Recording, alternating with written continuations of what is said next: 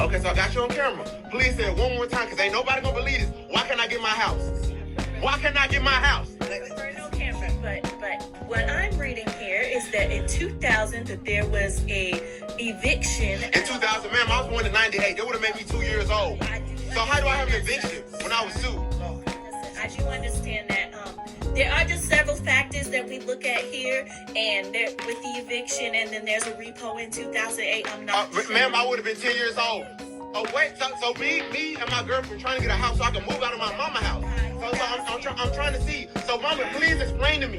Please. First and foremost, calm your voice down while we in this room here. Okay? But, mama, please explain to me how I got an eviction. How do I have an eviction when I was 2? I don't think you understand, ma'am. And while you over here trying to judge me and everything like that, reading off everything, you don't know what happened to us. Okay? But man, you supposed to be helping me co-sign, and I find out I can't even get a house because of you. Why is all this stuff in my name? Calm your voice down now.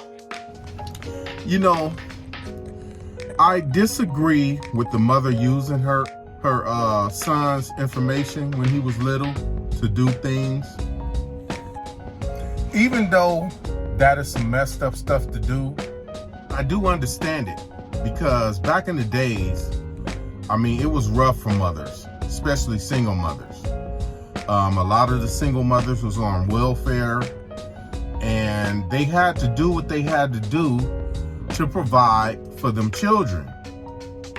So he need to kind of understand what his mom was going through when she was, you know, having a hard time and had to use his information.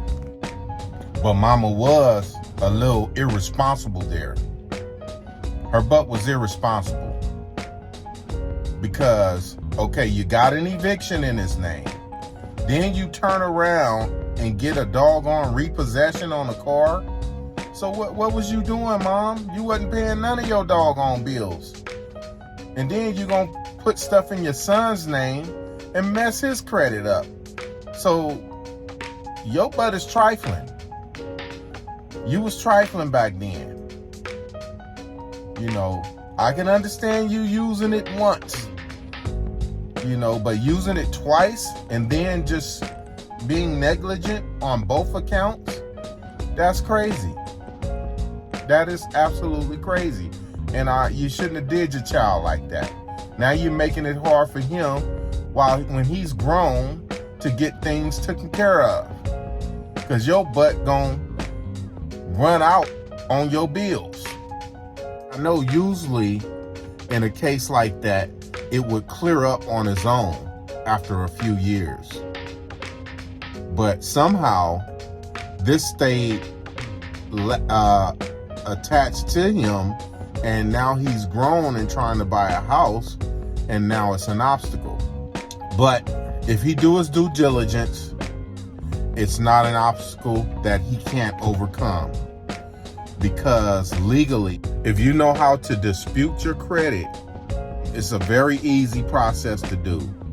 All you have to do is write a letter and explain to them that you were a baby when these bills came onto your credit. You was a baby and they need to take it off. And they have to take it off. But I know he was pissed off because he's ready for his house now. And mama done messed up his credit a little bit. But I think he'll be all right. So he just needs to dispute the credit and get it back on track. It was something that was running rampant back in the days that the mothers used to do to survive. They had to do what they had to do to survive and to get what they needed to take care of them kids. So the kids that did get their credit messed up when they was a kid, kind of give your mama a break, because they had to do what they had to do.